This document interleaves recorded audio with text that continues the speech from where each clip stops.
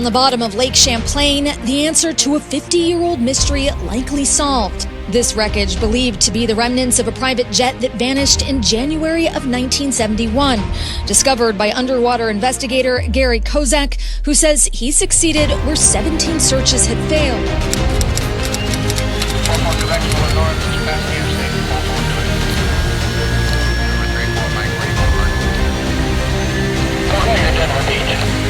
November 44 Quebec, we better make a slight left turn out for traffic departing behind you.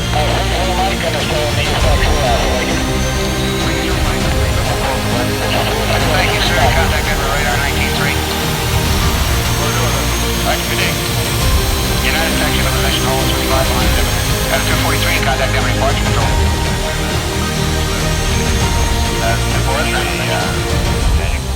Good day, sir. Well, recently you may have seen a story about a business jet that mysteriously disappeared after taking off from Burlington, Vermont over 53 years ago that was finally found, resolving a 5-decades-old mystery. But unless you're old enough to remember aviation history from 1971, or perhaps you lived in that area, I imagine, like me, you've never heard of this puzzling mystery before. But of course, you know me, I had to research this half-century-old aviation mystery. And what I discovered left me with more questions than answers. However, I got to the bottom of it, so now I'm gonna tell you the very mysterious and puzzling story of the disappearance and impossible discovery of Flight N400CP. But as with any good story, we have to go back to the beginning. In 1971, the colossal Atlanta-based real estate development company Cousins Properties was contracted by the city of Burlington, Vermont to survey a huge urban renewal project. The company's corporate Rockwell Commander jet spent so much time in the Burlington area that the 41-year-old corporate jet pilot George G. Nikita became a well-known fixture as he often shuttled executives and consultants back and forth as the Burlington renewal project expanded. George Nikita, a highly experienced aviator with almost 10,000 hours of flying time, really enjoyed flying the Rockwell Jet Commander 1121A corporate jet. At the time of its disappearance, the Cousins Company jet with the tail number N400CP had only 3,000 hours of total flying time. And as far as we know, Captain Nikita nor anyone else had any issues with the aircraft until that fateful frigid winter night. Nikita's co-pilot was 33-year-old Donald E. Myers, who had just inked a deal to be a commercial pilot with Delta Airlines. Coincidentally, a job that he was slated to begin just 2 weeks later. And this fateful flight on the night of January 27, 1971, was scheduled to be Myers' last flight with the Cousins Company. And sadly, in fact, it would be his last flight ever. With the wind chill, it was 45 degrees below zero Fahrenheit on that very dark, cold, and windy Wednesday night, as Nikita and Myers did their pre-flight checklists on the aircraft, and both were satisfied that the weather was safe for takeoff. Although it was an unpleasant and cold night, the weather was not a major concern. According to the flight plan, the Cousins Company jet was scheduled to fly to Providence, Rhode Island first, then back down to the company headquarters in Atlanta, Georgia. On board were 3 consultants for Cousins who were hitching a ride back home. 34-year-old Robert Randy R. William was a vice president of one of Cousins' subsidiaries. Frank B. Wilder was the owner of a mechanical engineering firm from Jacksonville, Florida, and 32-year-old Richard Kirby Windsor worked for Frank Wilder's company. So with all the checklists complete, the flight was ready for takeoff. And with that, the Commander jet began to taxi into the inky blackness towards their departure runway, into brisk, snow-filled winds, as all on board probably were looking forward to the warmer climate back home in Atlanta. At 7:52 p.m., they lined up on runway 33 and took off headed northwest out over Burlington's North Avenue and the Ethan Allen Tower. Their flight plan was to take them over Lake Champlain, where they would make a long left turn toward the southeast and Rhode Island. That would carry them over the Shelbourne area. It was supposed to be just another routine flight. As the Burlington Air Traffic Control Tower watched the jet begin its turn without being instructed to do so, the controller radioed the captain to let him know and said, "Okay, I see the left turn." According to the radar, the Commander jet was turning over the middle of Lake Champlain. About 4 minutes after takeoff, the radar indicated that N400CP was just northwest of Juniper Island. Then controllers heard what seemed to be an open microphone from the plane. Then suddenly the jet drops from radar, with the plane and its passengers disappearing into the ether, never to be seen again for the next half a century. According to the reporting from the Burlington Free Press, the next morning the Vermont Civil Air Patrol began multiple searches for the plane, but never found any evidence of its crashing. However, the assumption was that it must have gone down in the massive lake.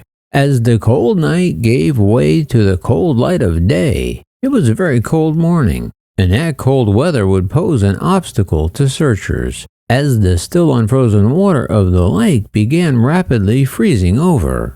Now it was a race against time to find floating debris or a fuel slick on the water before the lake completely iced over for the winter.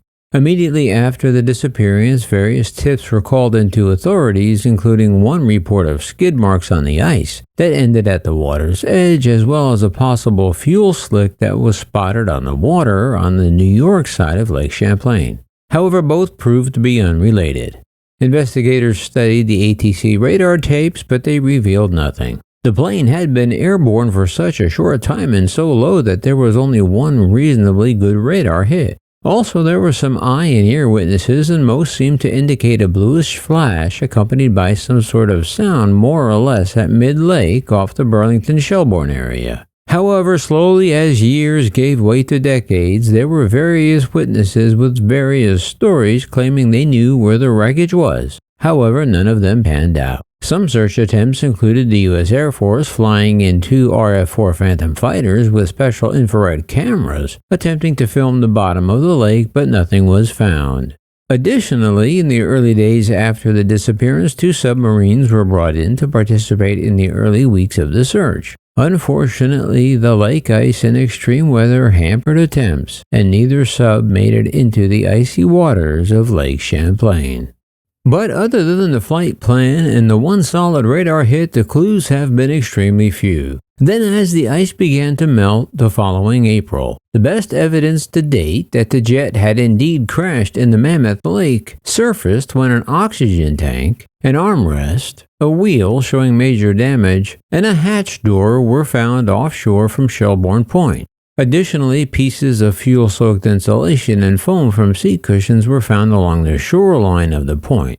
Eventually, some small pieces of carpet were also found. These items were recovered from the ice, but provided no meaningful clue as to what had happened or where the remainder of the plane's final resting place was. As the decades rolled by and time carried on, the occasional treasure hunter would attempt to find the vanished jet. However, many were stunned to find out that all the records and files from the disappearance of the vanished jet had also disappeared. The FAA was only able to locate and provide a copy of its registration file for N400CP, but that file contained little related to the crash itself. While the NTSB cannot locate its file on the disappearance of the missing jet, however, at least 2 families of the victims have their own copies obtained decades ago. But unfortunately, the NTSB report is so loaded with approximations and estimates that it has proven to be of little value to searchers and researchers over the decades. But at the time when its plane vanished, Cousins Properties made various attempts to find its missing plane and crew. They even hired the same firm that found the missing nuclear bombs the U.S. had lost off the coast of Spain just a few years earlier. Still, nothing was ever found. And over the past 53 years, it's hard to quantify exactly how many dozens of explorers attempted to find the missing plane, but all came up empty. But fast forward to Memorial Day weekend 2024, when this man, Gary Kozak of Goffstown, New Hampshire, finally solved one of the greatest aviation mysteries of all time, when he found the missing 10-seat Jet Commander aircraft at the bottom of Lake Champlain, just off Juniper Island. Kozak said that he spent years looking for odd shapes at the bottom of the lake and analyzing previous water scans. He told the Daily Mail that searching for anything that's been lost underwater is always an interesting story. And the other factor, he said, in this particular case is the families. You know, I had spoken to a couple of them back in 2014, he said, and I knew they really were hoping for the plane to be found. During a follow-up search in May, Kozak and his team used remote-operated vehicles and high-resolution imaging technology to find multiple pieces of debris that had never been located before. However, after years of searching, Kozak and his crew found the fuselage of an aircraft deep in Lake Champlain, with a matching paint scheme to the plane that vanished. At the underwater crash site, they also found an instrument panel, wing structure, and apparent remains of an engine, as well as other aircraft debris. Kozak said that he's positive he found the long-lost plane, as no other corporate jets were reported found at the bottom of the 490-square-mile lake. After finding the missing plane, Kozak provided all their findings to the NTSB and authorities for confirmation. Kozak said that the exact location of the downed plane will remain confidential to protect and respect the site as well as the family members. It's still unclear what will happen to the sunken plane, as an expert close to the investigation said that extracting the aircraft would take a lot of time, patience, and money to accomplish. And the family say they plan to wait and see what the next steps will be, now that they have gotten some sense of closure.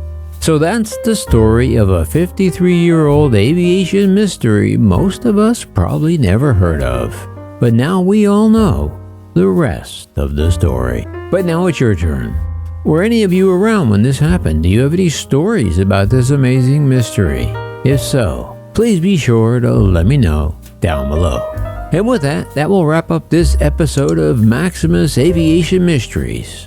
And until next time, remember, leave the rubber on the runway and your troubles on the ground. And I will see you next time in the air. Yeah, this is Maximus.